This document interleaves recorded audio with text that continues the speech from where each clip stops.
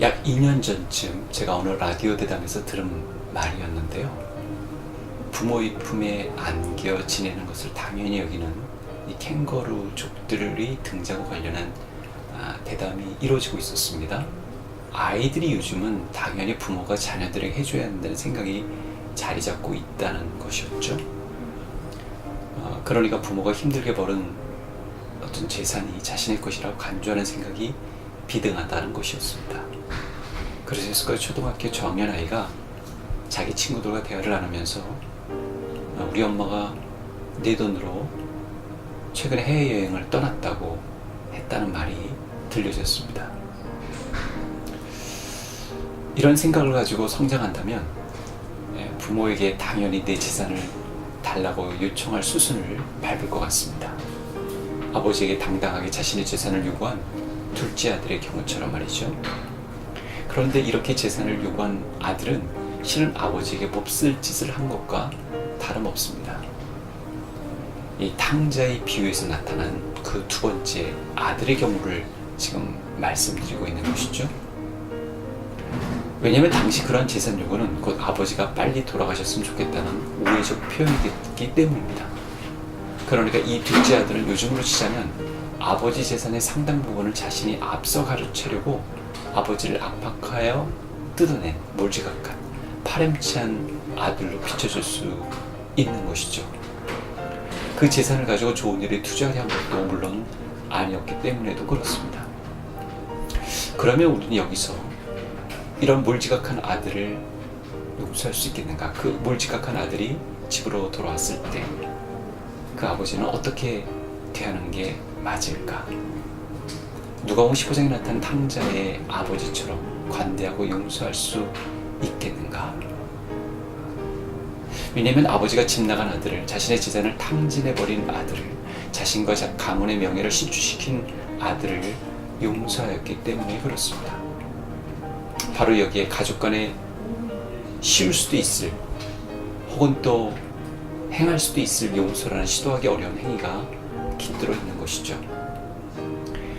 어니스트 라울 헤밍웨이라는 그 유명한 작가가 있습니다. 노벨 문학상을 거머쥔 작가이기도 했죠. 그의 단편집 가운데 세속의 신전이라는 부분이 있는데요. 이 소설은 스페인을 배경으로 어느 한 아버지가 집을 나간 아들을 용서하고 화해하기로 이제 결심을 하죠. 아버지는 집을 나간 아들을 찾기 위해 신문에 광고를 냅니다. 파코야 화요일 정오에 몬타나 호텔에서 만나자. 다 용서했다 아빠가. 파코라는 이름은 스페인에서 흔한 이름이었죠. 이 아버지가 약속한 날 약속한 장소에 나갔을 때 파코라는 이름을 가진 800여 명의 젊은 남자들이 자기 아버지를 기다리고 있었던 것입니다. 아시다시피 어니스트 헤밍웨이는 기독교인 가정에서 자랐습니다. 의사인 아버지와 성악가인 어머니 밑에서. 근데 아버지는 결국 권총으로 자살을 했고요. 빗나갔다고 봤던 그 아들에 대해서는 늘 언짢게 생각했던 어머니는 헤밍웨이의 생일날 케이크와 더불어 그 아버지가 사용했다고 여겨지는 권총을 보내오죠. 얼마나 뜨악했을까요?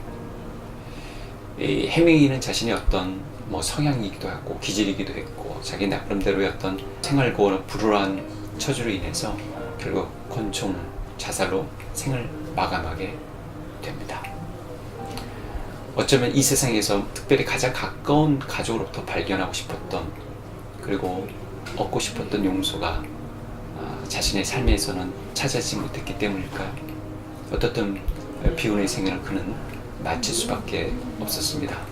레바논에 거주하는 한 선교사에게 이 비유가 소개됐고 또 이 비유에 대해서 레바논에서 사역하고 있는 한 선교사가 이 비유가 그곳에 거주하고 있는 레바논 사람들에게는 어떻게 비춰질지 이제 묻는 절차를 밟았다고 합니다.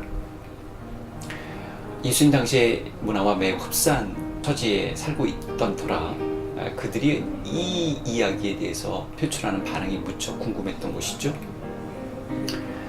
그 비유를 전혀 들어보지 못했던 그 시골 사람들이 이 비유를 읽어준 다음에 반응을 물었죠. 두 가지가 그들의 눈에는 특이하게 보였다고 합니다. 첫째는 서둘러 유산을 요구한다는 것은 아버지에게 그 말입니다. 곧 아버지한테 빨리 죽었으면 좋겠다고 말하는 것이나 같다는 것이죠. 가장이 아버지로서 이런 모욕을 듣고 참는다는 것은 그들로서는 상상이 되지 않는 것이었습니다. 그런데도 불구하고 아버지는 허락해 주었다는 점이 순순히 그의 몫을 주었다는 것이 놀라웠던 것이죠. 그들의 눈에는요, 또 그들의 문화 속에서는요. 둘째는 아버지가 이른 지 오랜 아들을 그렇게 맞이했다는 점.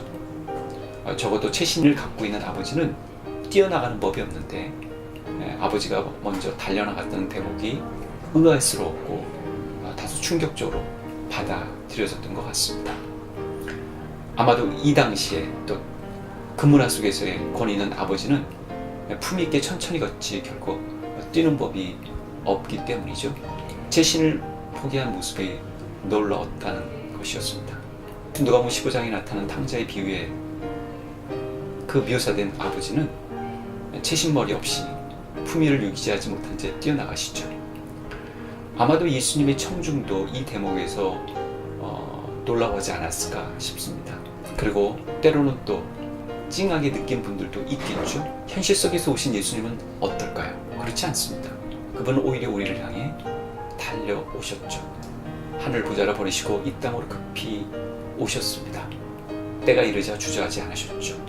그리고는 사람들을 만나서 하나님 나라를 전하시고 하나님 나라의 복음을 증거하셨고, 그리고 그들의 약한 것과 그들의 무지한 것들을 고치시고 일깨워 주셨습니다. 지금도 그분은 잃어버린 대상, 주님을 떠나 방황하는 이들을 향해 내가 문 밖에 서서 두드리노니 누구든지 내 음성을 듣고 문을 열면 내가 그에게로 들어가 그와 더불어 먹고 그는 나와 더불어 먹으리라는 계시록 3장 20절에 나오는 말씀을 주시는 듯합니다. 우리 주님은 그런 분이시죠. 이렇게 탕자의 비유에 나타난 그 아버지상은 바로 우리 주님의 마음을 반영하고 있고 우리 주님의 심정을 반영하고 있는데요. 바로 복음은 다름 아닌 잃어버린 이들을 찾으시는 우리 주님의 마음과 심정이고 또 열의가 아닌가 싶습니다. 우리 주님은 이미 우리를 용서하셨습니다. 이미 신문 광고에 낸 게 아니라 온 세상의 여러 장치들을 통하여, 성경을 통하여, 교회를 통하여, 십자가를 통하여, 사건들을 통하여 우리를 용서하셨다고 말씀하고 계시죠. 단지 기다리고 있습니다. 우리가 만약 돌이키기만 한다면 그분은 아마 뛰어나오실 것입니다. 그리고 와라 끌어 안으실 것입니다. 이것이 바로 누가복음 15장에 나타난 탕자의 비유에서 우리가 읽을 수 있는 그분, 천상에 계신 그분의 마음입니다.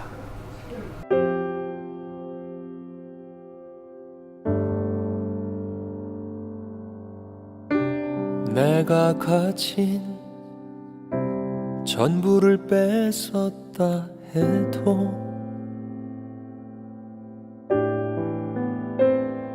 나의 맘에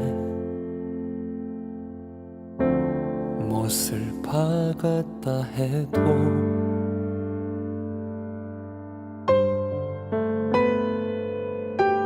어디에서 무얼 했든지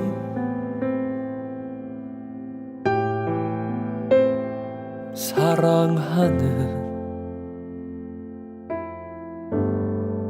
내 아들입니다. 그 누가 뭐라고 해도 사랑하는 내 아들입니다.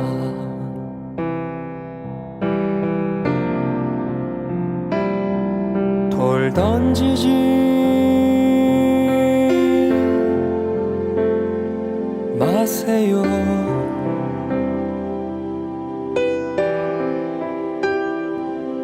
손가락질 마세요.